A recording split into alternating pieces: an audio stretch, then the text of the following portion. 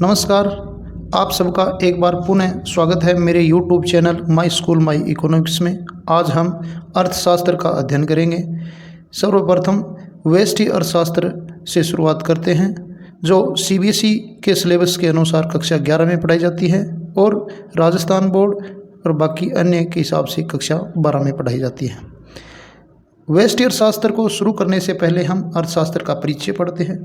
परिचय में हम देखेंगे कि अर्थशास्त्र होता क्या है, उसके कुछ घटकों को पढ़ेंगे, उनको जानेंगे, समझेंगे, फिर आगे बढ़ेंगे और व्यष्टि अर्थशास्त्र का विधिवत पढ़ना शुरू करेंगे।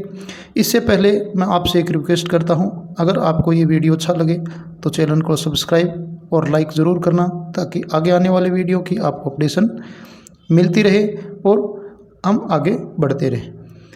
अर्थशास्त्र के परिचय में हम शुरू करते हैं कि कोई व्यक्ति या कोई भी एंटिटी जब किसी वस्तु का उपभोग करता है तो उसे संतुष्टि मिलती है। ध्यान रहे कि हमारा जो पूरा सिनेरियो है, पूरी बुक है, वो आर्थिक क्रियाओं के चारों ओर घूमती है और आर्थिक क्रियाओं का मूल उद्देश्य कल्याण को अधिकतम करना होता है या लाभ को अधिकतम करना होता है। हम यहाँ देखते हैं कि अगर कोई व्यक्ति किसी वस्तु का जो उपभोग करता है तो वह उसके बदले में कुछ भुगतान करता है। क्यों? क्योंकि सभी वस्तु किसी एक व्यक्ति के पास मिलना संभव नहीं है। जब वो दूसरे से कोई वस्तु प्राप्त करता है तो उस वस्तु के त्याग के लिए उसको कुछ भुगतान किया जाता है और उस त्याग से प्राप्त भुगतान को वो कहीं अन्य भुगतान करता है और कोई दूसरी वस्तु प्राप्त करता है ताकि अपनी संतुष्टि को अधिकतम कर सके। तो इस प्रकार से आर्थिक क्रिया एक चक्रीय गतिविधि है, जिसके अंदर व्यक्ति वस्तुएं खरीदता है, बदले में भुगतान करता है, फिर वो व्यक्ति आगे कोई वस्तु खरीदता है और भुगतान करता है। इस प्रकार से चलती रहती है। तो इस प्रकार से हम इस आर्थिक क्रियाओं को समझेंगे, जिससे आगे हमें व्यष्टि अर्थशास्त्र को समझने में ज़्यादा मदद मिलेगी। तो क्या अभी वर्तमान स्थिति में हम किसी वस्तु को खरीद रहे हैं? क्या पहले प्राचीन काल में भी हुआ करता था, जब मुद्रा नहीं थी? बिल्कुल, उस टाइम में भी हुआ करता था। उस टाइम में जब कोई व्यक्ति व्यापार करता तो वस्तु के बदले में वस्तु का भुगतान करता था। जैसे किसी के पास गेहूं है और उसको कपास चाहिए तो वो गेहूं दे देता था और बदले में कपास को ले लेता था। तो इस प्रकार से वस्तु के बदले वस्तु का जो लेन देन किया जाता था उसी को हम वस्तु विनिमय कहते हैं। प्रश्न पूछा जा सकता है, वस्तु विनिमय क्या है? तो वस्तु विनिमय क्या है? वस्तु के बदले वस्तु का लेन देन करना वस्तु विनिमय कहलाता है। लेकिन वस्तु विनिमय में सभी वस्तु समान हो कोई ज़रूरी नहीं है। परिणाम स्वरूप बदलते आर्थिक परिदृश्य में मुद्रा का जन्म होता है। धातु मुद्रा आती है, धातु मुद्रा के बाद में कागजी मुद्रा आती है, कागजी मुद्रा के बाद में अभी प्लास्टिक मुद्रा का ज़माना चल रहा है। तो इस प्रकार से मुद्रा का विकास होता है और मुद्रा ने विनिमय को आसान बनाया है। तो प्राचीन काल में जो भी आर्थिक क्रिया होती थी, जैसे पशुपालन, जैसे अगर मैं आपको बताऊं तो प्रारंभ में जब जो पशु होते थे वही मुद्रा का काम किया करते थे। जिसके पास जितने ज़्यादा पशु होते थे वो व्यक्ति उतना ही बलशाली या उतना ही ज़्यादा अमीर माना जाता था। तो कृषि, पशुपालन, दुग्ध पालन, वाणिज्य से जुड़ी हुई जो आर्थिक क्रियाएं होती थी उसको वार्ता नाम दिया गया है। यानी मुद्रा तो नहीं थी, लेकिन उसको वार्ता शब्द से संबोधित किया गया है। इस संदर्भ में अगर आगे का विकास देखें तो हम आर्थिक क्रिया जो बढ़ी हैं उसके साथ साथ अन्य घटक जैसे वस्तु का विकास, विनिमय के साधनों की उपलब्धता आदि भी बढ़ी है। लेकिन वर्तमान संदर्भ में जो आर्थिक क्रियाएं की जाती हैं उसका मूल उद्देश्य क्या है? तो आर्थिक क्रियाएं कहते किसे हैं, पहले ये समझ लेते हैं। आर्थिक क्रिया ऐसी क्रिया जिसके अंदर भुगतान या फिर इकोनॉमिक एक्टिविटी होती हो, आर्थिक क्रियाएं कहलाती है। यानी जिसके बदले में अगर आपको कुछ भुगतान किया जाता है या आपको भुगतान करना है तो ऐसी क्रिया आर्थिक क्रिया कहलाती है, जिनका मूल उद्देश्य जीवन के लिए आवश्यक विभिन्न वस्तुओं और सेवाओं का उपभोग बढ़ाना होता है। और जो व्यक्ति या जितना वस्तु और सेवा का उपभोग बढ़ाया जाता है उससे उसकी संतुष्टि का स्तर है या उसका जीवन का स्तर है वो बढ़ता है और इसके उपभोग से व्यक्ति की संतुष्टि और कल्याण है वो अधिकतम होता है। तो इस प्रकार व्यक्ति अपना उपभोग तो बढ़ाता है, लेकिन उसकी आय और संसाधन है वो सारी सीमित है। चूँकि हम अर्थशास्त्र पढ़ ही इसलिए रहे हैं कि हमारे पास जो साधन है, यानी जितने उत्पादन के साधन है, वो सारी के सारी कैसे हैं, सीमित है। अगर संसाधन असीमित होते, मांगते ही सारी चीज़ें मिल जाती, तो आज अर्थशास्त्र पढ़ते ही नहीं। क्योंकि इस धरती पर प्रत्येक संसाधन है उसकी मात्रा निश्चित है, और निश्चित मात्रा के साथ साथ उनके जो उपयोग है वो असीमित है, यानी अत्यधिक है। इसलिए हमें इसका बंटवारा किस प्रकार से किया जाए, या सीमित साधनों से जो हमारी आवश्यकता, कितनी आवश्यकता, असीमित आवश्यकता है, उसको किस प्रकार से पूरा किया जाए, इसको समझना ही अर्थशास्त्र कहलाता है। यही आर्थिक गतिविधि का जो अध्ययन है वो अर्थशास्त्र के अंतर्गत आता है, ताकि लोगों का कल्याण या फिर संसाधनों का उपयोग सबसे अच्छा हो सके।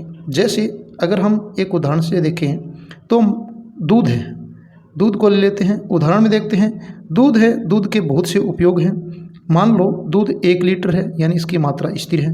अब इससे चाय भी बनती है, और इसे कॉफ़ी भी बनती है, दही भी जमता है, और दूध पिया भी जाता है। तो कई उपयोग हैं। तो हमें कौन से उपयोग मिले तो ज़्यादा संतुष्टि मिले और अधिकतम हमारा कल्याण हो, तो इसका जो निर्धारण हम करते हैं, चूँकि हम सब विवेकशील हैं, यानी मानव विवेकशील है, तो इस विवेकशीलता के आधार पे वो निर्धारित करेगा कि सबसे ज़्यादा संतुष्टि कहाँ से आ रही है। तो जहाँ से ज़्यादा संतुष्टि आ रही है वहीं पर वो उस वस्तु का उपभोग करेगा, इसलिए हमारा कल्याण है वो अधिकतम होगा। तो अर्थशास्त्र में हर आदमी या व्यक्ति का उद्देश्य होता है कि उसका कल्याण अधिकतम हो। राष्ट्र का भी उद्देश्य यही होता है कि कल्याण है वो अधिकतम हो। अब भारत के कुछ अर्थशास्त्रियों के नाम देखते हैं जिन्होंने अर्थशास्त्र के विकास में महत्वपूर्ण योगदान दिया है। सर्वप्रथम हम ब्रिटिश कालीन बात करें। ब्रिटिश काल में दादा भाई नौरोजी का महत्वपूर्ण योगदान रहा है। दादा भाई नौरोजी जो गुजरात से संबंधित हैं, उनका बिजनेस ब्रिटेन में चलता था। उन्होंने आर्थिक क्रियाओं के विकास में बहुत बड़ा योगदान दिया है, और उन्होंने ही सबसे पहले बताया है कि अंग्रेज़ लोग अनिष्टों के अनिष्ट क्यों हैं, यानी दुश्मनों के भी दुश्मन क्यों हैं, और उन्होंने किस प्रकार से हमारा शोषण किया है, और किस प्रकार से हमारी जो प्रति व्यक्ति आय है सालाना 20 रुपये तक ही स्थिर बनी रही अंग्रेज़ों के कारण। इसके बाद में महादेव गोविंद रानाडे हैं, Maharshi Dayanand Saraswati, Gopal Krishna Gokhale, RC Dutt, Deendayal Upadhyay, doctor VKRV Rao, ये आज़ादी के समय भी 1935 के आसपास इनका काफ़ी योगदान रहे। और डॉक्टर अमर्त्य सेन जो वर्तमान में भी है, और भारत के ही नहीं बल्कि एशिया के पहले नोबेल ल्यूरेट हैं, यानी नोबेल पुरस्कार जीतने वाले डॉक्टर अमर्त्य सेन। ये सब भारतीय अर्थशास्त्री हैं जिन्होंने अर्थशास्त्र के विकास में अहम योगदान दिया है और भारतीय अर्थव्यवस्था को समझ बढ़ाने में महत्वपूर्ण योगदान दिया है। इसके बाद आगे बढ़ते हैं। अर्थशास्त्र के बारे में जो व्यवस्थित अध्ययन है, जैसे आपने पढ़ा होगा कि कौटिल्य का अर्थशास्त्र, ये कौटिल्य तो बहुत पहले जब चंद्रगुप्त या हम ये कहें कि मौर्यकालीन जो शासन है तब हुए थे, और उस टाइम में ही अपनी किताब लिख दी थी, और किताब का नाम था अर्थशास्त्र। ध्यान रहे कि वो अर्थशास्त्र की जो बुक है किसने लिखी थी, कौटिल्य ने लिखी थी। तो वो अर्थशास्त्र की बुक राजनीति विज्ञान का हिस्सा है, न कि अर्थशास्त्र का। तो अर्थशास्त्र का विकास कब से माना जाता है, जब एक स्कॉटिश का मतलब स्कॉटलैंड का अर्थशास्त्री एडम स्मिथ ने अर्थशास्त्र को व्यवस्थित अध्ययन किया और अपनी किताब लिखी। किताब का नाम था an inquiry into the nature and causes of the wealth of the nation. कब लिखी? ये पुस्तक लिखी थी 1776 में। किसने लिखी? एडम स्मिथ ने लिखी, जो एक स्कॉटलैंड के अर्थशास्त्री हैं, और इसे ही अर्थशास्त्र का जनक माना जाता है। तो यहाँ से 2-3 क्वेश्चन आपसे पूछा जा सकता है कि अर्थशास्त्र का जनक कौन है? एडम स्मिथ है। एडम स्मिथ कहाँ के अर्थशास्त्री हैं? स्कॉटलैंड के अर्थशास्त्री हैं। इसने कौन सी किताब लिखी? An inquiry into the nature and causes of the wealth of the nation लिखा है। और कब लिखी है? 1776 में लिखी है। तो अमर्त्य सेन के एडम स्मिथ के व्यवस्थित अध्ययन के बाद में अर्थशास्त्र का विकास आगे बढ़ता है। इसीलिए एडम स्मिथ को फादर ऑफ इकोनॉमिक्स कहा जाता है। एडम स्मिथ ने अर्थशास्त्र को धन का विज्ञान बताया है। पूछा जा सकता है कि अर्थशास्त्र को धन का अध्ययन या धन का विज्ञान किसने कहा है? एडम स्मिथ ने कहा है। एडम स्मिथ की यही परिभाषा है कि अर्थशास्त्र धन का विज्ञान है। एडम स्मिथ के अलावा बहुत से अर्थशास्त्री हैं, जैसे अल्फ्रेड मार्शल जो ब्रिटिश अर्थशास्त्री है, उन्होंने भी अर्थशास्त्र के बारे में लिखा है। उन्होंने कहा है कि अर्थशास्त्र कल्याण का अध्ययन है। अल्फ्रेड मार्शल क्या कहता है? मार्शल कहता है अर्थशास्त्र कल्याण का अध्ययन है। एडम स्मिथ कहता है धन का अध्ययन है। इसके अलावा रॉबिन्स, ये भी ब्रिटिश अर्थशास्त्री है, जो कहते हैं कि अर्थशास्त्र असीमित आवश्यकताओं को सीमित साधनों से पूरा कैसे किया जाए, इसी का अध्ययन अर्थशास्त्र है। और एक भारतीय अर्थशास्त्री जो जे.के. मेहता है, वो क्या कहते हैं? अर्थशास्त्र एक व्यक्ति में आवश्यकताओं की विहीनता की स्थिति प्राप्त करने में मदद करने का वाला अध्ययन है। अर्थात सबका एक ही उद्देश्य है, सब कल्याण पर बल देते हैं। परिभाषा में शब्दों का फर्क है। आवश्यकता विहीन होना, इसका मतलब सारी आवश्यकताएं पूरी हो जाना होता है। असीमित आवश्यकताओं को कैसे पूरा किया जाए, वही बात है कि हमारे पास सीमित साधन है और असीमित आवश्यकताएं किस प्रकार से पूरी किया जाए, यही अर्थशास्त्र का अध्ययन है। तो अर्थशास्त्र की परिभाषा को हम समग्र रूप से कह सकते हैं कि अर्थशास्त्र आर्थिक क्रियाओं का अध्ययन है, जिसमें एक उपभोक्ता अपनी आवश्यकताओं को संतुष्ट करता है या अपनी उपयोगिता को अधिकतम करता है। यहाँ मैं 3 अर्थशास्त्रियों के चित्र दिखाता हूँ आपको। ये वो महान अर्थशास्त्री है जिनका योगदान माइक्रो इकोनॉमिक्स या व्यष्टि अर्थशास्त्र के विकास में है। ये फादर ऑफ इकोनॉमिक्स हैं।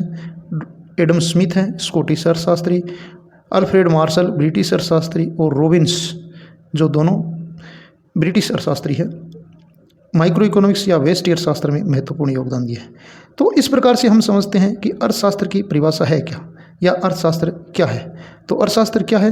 अर्थशास्त्र अर्थात सीमित साधनों के द्वारा असीमित आवश्यकताओं को किस प्रकार से पूरा किया जाए ताकि हमारा कल्याण है वो अधिकतम हो। तो इस आर्थिक कल्याण को अधिकतम करने का जो अध्ययन है वही अर्थशास्त्र है। ध्यान रहे, परिभाषाएं सबकी अलग अलग हैं, सब अर्थशास्त्रियों की अलग अलग है, लेकिन सारांश एक ही है, हमारी आवश्यकताओं को अधिकतम पूरा करना है और संतुष्टि को ज़्यादा से ज़्यादा करना है। अर्थशास्त्र को शुरू करने से पहले हम कुछ मान्यताएं मान के चलते हैं, और मान के चलते हैं कि ये घटनाएं है, यानी ये व्यवस्थाएं विद्यमान है। जैसे हम मान के चलते हैं कि एक उपभोक्ता विवेकशील होता है, यानी उसको अच्छे और बुरे का ज्ञान है, या वो आर्थिक मानव है, वो समझता है कि उससे कम पैसे खर्च करके अधिकतम संतुष्टि प्राप्त करनी होती है। दूसरा, अधिकतम संतुष्टि प्राप्त करना चाहता है व्यक्ति, अन्य बातें स्थिर रहती है, यानी हम अर्थशास्त्र में कुछ घटकों को स्थिर मान के चलेंगे और कुछ घटकों के साथ अन्य घटकों को परिवर्तनशील मानेंगे। जैसे अगर हम किसी वस्तु की मांग का अध्ययन करेंगे, जानेंगे कि इस वस्तु की मांग बढ़ेगी या घटेगी जब कीमतों में परिवर्तन हो, तो हम मान के चलते हैं कि उपभोक्ता की आय है वो स्थिर है। तो इस प्रकार से हम कुछ घटकों को स्थिर मानकर अन्य घटकों को बदलते हैं ताकि उसका प्रभाव हम जान सकें। इसके अलावा वह कम कीमत पर अधिकतम वस्तु खरीदना चाहता है, यानी उपभोक्ता चाहता है कि कम कीमतें दे और ज़्यादा से ज़्यादा वस्तुएं खरीदे ताकि उसका कल्याण बढ़े। आर्थिक इकाई की विवेकशीलता है, हम आर्थिक इकाइयों की ही बात करते हैं। बिना आर्थिक क्रियाएं, जैसे आपकी मम्मी के द्वारा खिलाया गया खाना या फिर पापा का प्यार, इन सब को हम अर्थशास्त्र में शामिल नहीं करते। फिर संतुलन की प्रारंभिक दशा हम मान के चलते हैं कि अर्थव्यवस्था प्रारंभ में संतुलन में होती है, और फिर देखते हैं कि आगे वो गति कैसे करती है।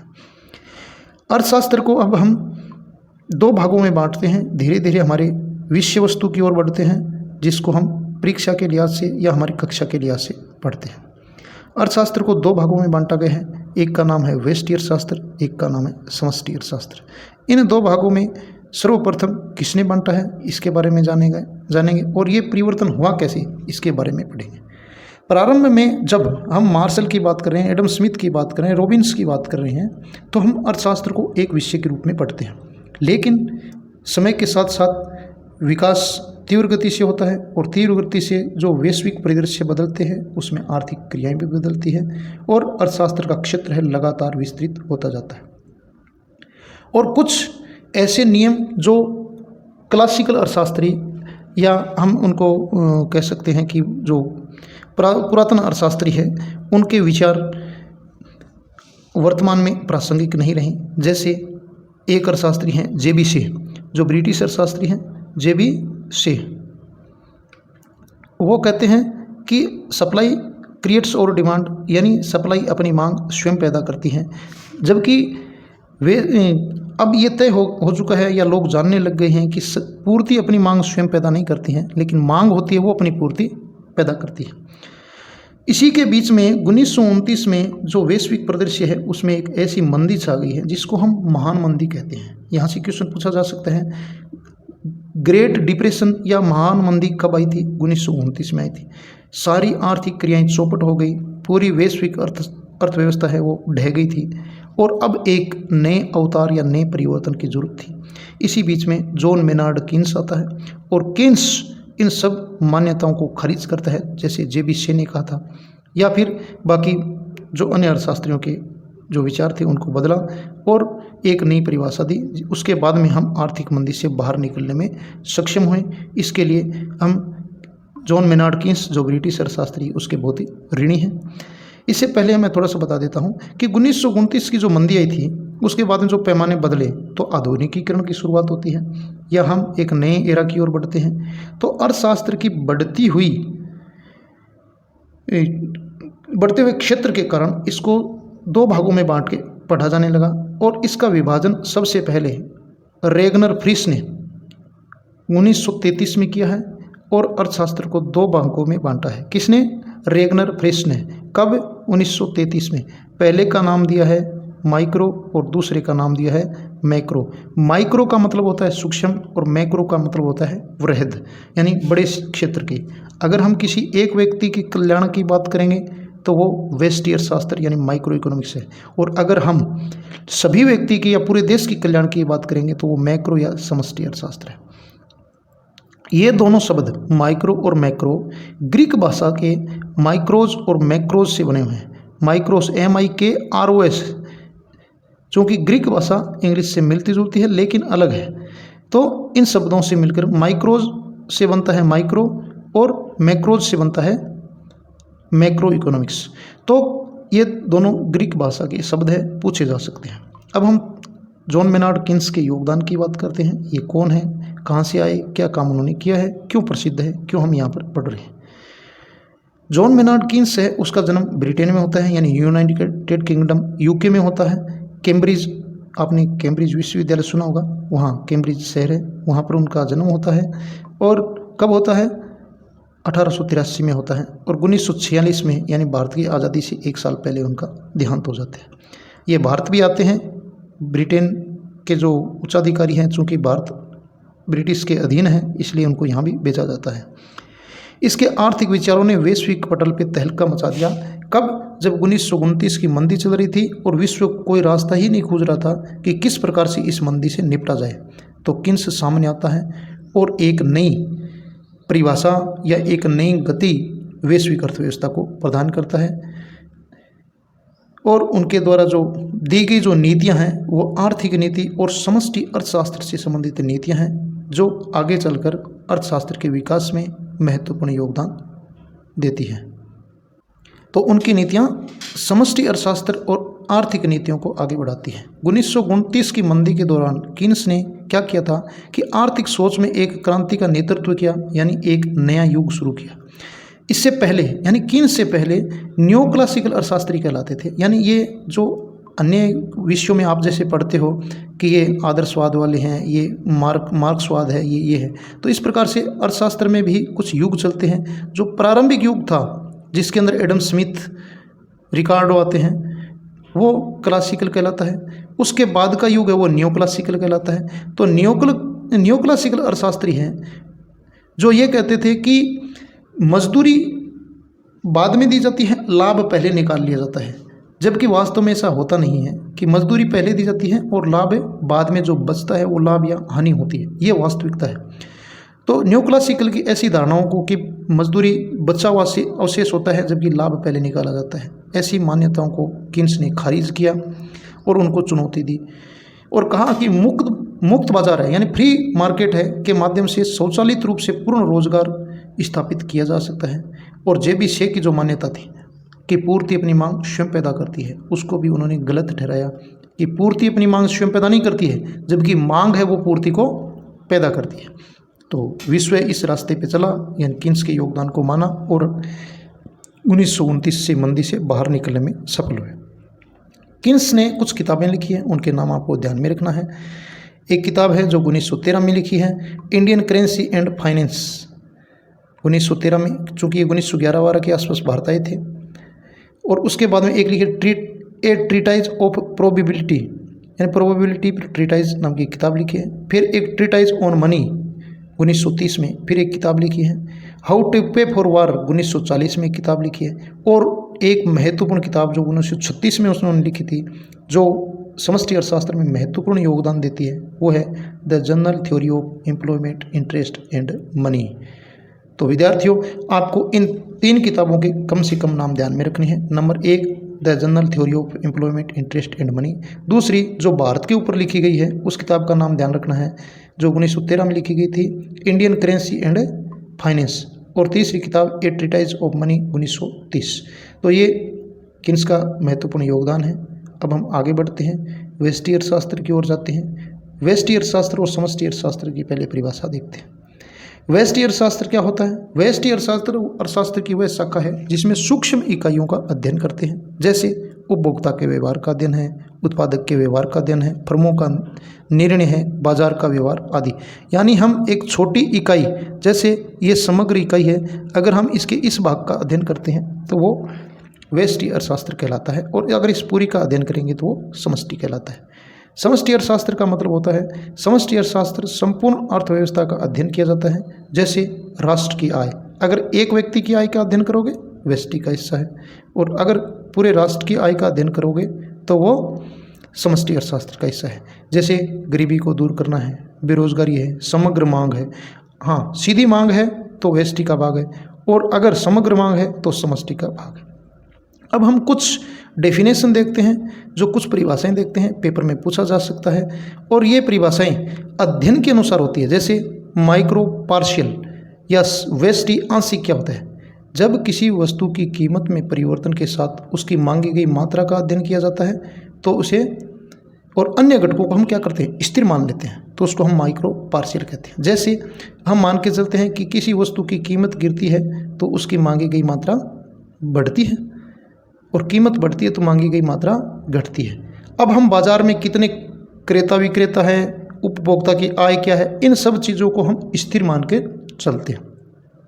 तो स्थिर मान के चलते हैं तब मानते हैं कि ये कीमत है और ये मांग है, और ये फिर कीमत कम हुई और ये मांग बढ़ गई। अगर ये अध्ययन करें तो वो माइक्रो पार्शियल कहलाता है।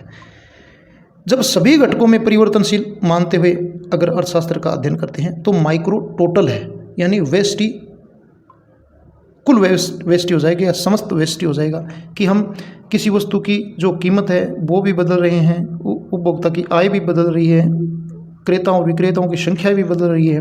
फिर हम देखते हैं कि किसी वस्तु और कीमत का क्या संबंध है, तब हम इसको माइक्रो टोटल कहेंगे। इसके बाद में अगली जो डेफिनेशन ध्यान रहे, ये पेपर में पूछा जा सकता है कि माइक्रो पार्शियल और माइक्रो टोटल क्या है, तो ये पूरी इसी की परिभाषा या इसका अर्थ है। इसके बाद में आगे कहते हैं, जब आर्थिक क्रियाओं का अध्ययन आर्थिक चरों को स्थिर मानकर किया जाता है तो इसको स्थितिक अर्थव्यवस्था कहते हैं।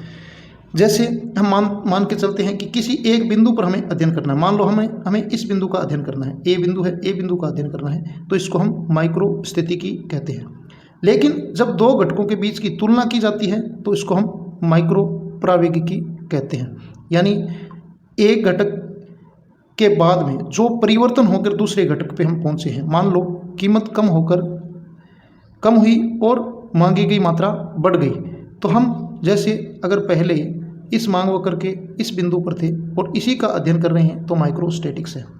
इस बिंदु से हम इस दूसरे बिंदु पर कैसे पहुंचे, अगर इन दोनों का अध्ययन करें तो ये व्यष्टि तुलनात्मक है। इस प्रकार से समष्टि अर्थशास्त्र के जिस प्रकार से हमने व्यष्टि अर्थशास्त्र के 3-4 घटकों का अध्ययन किया है, माइक्रो टोटल, माइक्रो पार्शियल, माइक्रोस्टैटिक और माइक्रो प्रावेगिक, इसी प्रकार से हम अगर इन घटकों की बात करेंगे तो मैक्रोस्टैटिक्स, मैक्रो पार्शियल, मैक्रो टोटल आदि को जानेंगे। जैसे कि समष्टि अर्थशास्त्र के एक कारक के आधार पर अगर अध्ययन किया जाता है तो क्या कहलाएगा, मैक्रो पार्शियल, और सभी परिवर्तनशील घटक होंगे समष्टि लेवल पर तो इसको हम क्या कह देंगे, मैक्रो टोटल। समष्टि अर्थशास्त्रीय अध्ययन अगर स्थिर अवस्था में किया जाता है, जैसे हमने पहले देखा है, इसमें वक्र थोड़ा सा अलग बनेगा। मान लो ये आपकी आय है और ये समग्र मांग है, इसके इस बिंदु का अध्ययन करते हैं तो माइक्रोस्टैटिक्स है। और अगर दो बिंदुओं के बीच का अध्ययन करते हैं, ए और बी की तुलना करते हैं, तो डायनेमिक है, मैक्रो डायनेमिक है। इसके बाद आगे बढ़ते हैं अर्थशास्त्र के क्षेत्र। जैसे आपने 11वीं में पढ़ा है, अर्थशास्त्र को हम 3 क्षेत्रों में बांट के पढ़ते हैं। ये आपको ध्यान रखना है, पेपर में पूछा जा सकता है, बहुत ही इंपॉर्टेंट है। और अर्थशास्त्र को जब हम पढ़ते हैं तो अर्थशास्त्र को इन्हीं 3 क्षेत्रों में बांट के पढ़ते हैं, जैसे आपने पूरी भारतीय अर्थव्यवस्था पढ़ी है। तो प्राथमिक क्षेत्र में हम कृषि, पशुपालन, खनन और उत्खनन को शामिल करते हैं। द्वितीय क्षेत्र में हम उद्योग, और उद्योग में ही 2 भाग है, एक निर्माण का है और दूसरा विनिर्माण का है। इसके अलावा विद्युत हो गया, पेयजल हो गया आदि, इन सब का अध्ययन हम द्वितीय क्षेत्र के अंदर करते हैं। और सेवा क्षेत्र का अध्ययन हम तृतीय क्षेत्र के अंदर करते हैं। तो इस प्रकार से अर्थव्यवस्था को 3 भागों में बांट के हम अध्ययन करते हैं। तो अर्थव्यवस्था के अगर प्रकार की बात करें कि अर्थव्यवस्था कितने प्रकार की होती है, तो हम इस अर्थव्यवस्था को सामान्यतः 3 प्रकार की मान के चलते हैं बड़े लेवल पे। जैसे अगर कोई अर्थव्यवस्था समाजवादी है या पूंजीवादी है या मिश्रित है, ये उस देश की प्रकृति पर निर्भर करती है, उस देश की जो प्रशासनिक व्यवस्था है उस पर निर्भर करती है। तो जो वैश्विक परिदृश्य में जो व्यवस्था है, इसको हमने 3 भागों में बांटा है। तो हमने कहा है अर्थव्यवस्था के 3 प्रकार होते हैं, जिस प्रकार से 3 क्षेत्र होते हैं: समाजवादी अर्थव्यवस्था, पूंजीवादी अर्थव्यवस्था और मिश्रित अर्थव्यवस्था। तीनों का अर्थ देखते हैं। पूछा जा सकता है समाजवादी अर्थव्यवस्था क्या है या पूंजीवादी अर्थव्यवस्था क्या है। ऐसी अर्थव्यवस्था जिसका मूल उद्देश्य सामाजिक कल्याण करना है। संसाधनों पर किसी एक व्यक्ति का अधिकार नहीं होता है, जबकि सामूहिक या सरकार का अधिकार होता है। सरकार का मूल उद्देश्य कल्याण को ज़्यादा से ज़्यादा बढ़ाना है और सभी में समानता स्थापित करना है। तो अगर ऐसी अर्थव्यवस्था होगी तो उसे हम समाजवादी अर्थव्यवस्था कहते हैं। दूसरे प्रकार की अर्थव्यवस्था को हम पूंजीवादी अर्थव्यवस्था कहते हैं। ऐसी अर्थव्यवस्था जिसमें उत्पादन लाभ के लिए किया जाता है, यानी उत्पादन लाभ के लिए किया जाता है। फ्री मार्केट होता है, यानी सरकार का बाजार में कोई हस्तक्षेप नहीं होता है। वही व्यक्ति वस्तु खरीद पाता है जो उसका भुगतान करता है। सरकार को सिर्फ कर चाहिए, कल्याण की कोई बात नहीं होती है। और संपत्ति या परिसंपत्ति पर अधिकार निजी क्षेत्र का होता है, यानी एक व्यक्ति का भी हो सकता है और कुछ व्यक्तियों का भी हो सकता है। आगे आते हैं मिश्रित अर्थव्यवस्था में। तो मिश्रित अर्थव्यवस्था ऐसी अर्थव्यवस्था जिसमें समाजवाद और पूंजीवाद दोनों के गुण पाए जाते हैं, मिश्रित अर्थव्यवस्था कहलाती है। जैसे संसाधनों में से कुछ संसाधन सरकार के पास है, कुछ का स्वामित्व है वो सामाजिक आधार पे है और इनका उद्देश्य कल्याण को अधिकतम करना होता है। और दूसरा भाग है उसको हम निजी क्षेत्र या पूंजी वाला मान सकते हैं, यानी कुछ क्षेत्र ऐसे होते हैं जो लाभ के लिए काम करते हैं।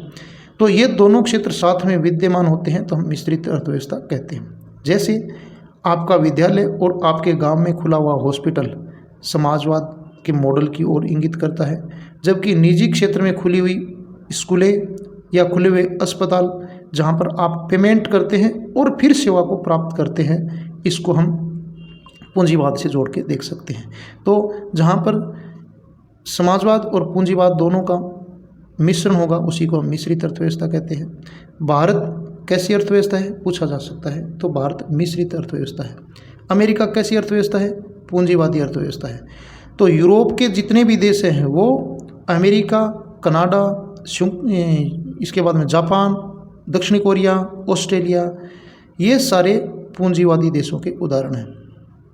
यूरोप में मुख्यतः यूनाइटेड किंगडम यानी England, Germany, Italy, France, Spain, Norway, ये सारे के सारे पूंजीवादी देश हैं। समाजवादी देश वर्तमान में लगभग ना के बराबर है, लेकिन फिर भी हम हमारा एक पड़ोसी देश चीन को मान के चलते हैं और दूसरा उत्तरी कोरिया, चीन, उत्तरी कोरिया और क्यूबा। ध्यान रहे इनमें कईयों में साम्यवाद है, कुछ और है, लेकिन हम उसको सबको समाजवाद में शामिल कर लेते हैं।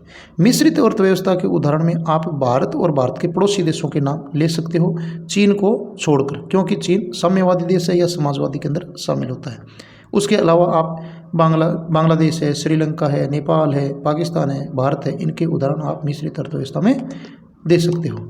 इसके बाद आगे बढ़ते हैं, व्यष्टि अर्थशास्त्र की ओर आते हैं। व्यष्टि अर्थशास्त्र की परिभाषा देखते हैं। जैसे हमने ऊपर पढ़ा है, व्यष्टि अर्थशास्त्र वह अर्थशास्त्र है जिसमें हम सूक्ष्म इकाइयों का अध्ययन करते हैं, यानी पूरे देश की बजाय हम एक व्यक्ति की बात करते हैं या कुछ व्यक्तियों के समूह की बात करते हैं। तो व्यष्टि अर्थशास्त्र की वह शाखा है जिसमें हम सूक्ष्म इकाइयों का अध्ययन करते हैं, जैसे उपभोक्ता का व्यवहार है, उत्पादक का व्यवहार है, फर्म का निर्णय है, बाजार का व्यवहार है आदि। तो इस प्रकार से अभी तक हमने इंट्रोडक्शन पढ़ा है, कुछ अर्थशास्त्रियों के नाम, कमेंट, उनकी परिभाषा ये देखी है, अर्थशास्त्र का बेसिक परिचय जाना है, माइक्रोस्टैटिक, माइक्रोडायनेमिक, माइक्रो पार्शियल, माइक्रो टोटल और ऐसे ही मैक्रो के अंदर अलग अलग भागों में इसको बांट के देखा है। वीडियो लंबा हो रहा है तो इसलिए मैं यहीं विराम लेता हूँ। व्यष्टि अर्थशास्त्र और उसके बाद में उत्पादन संभावना वक्र, इसको हम अगली स्लाइड में लेंगे। तब तक के लिए जय हिंद, जय भारत।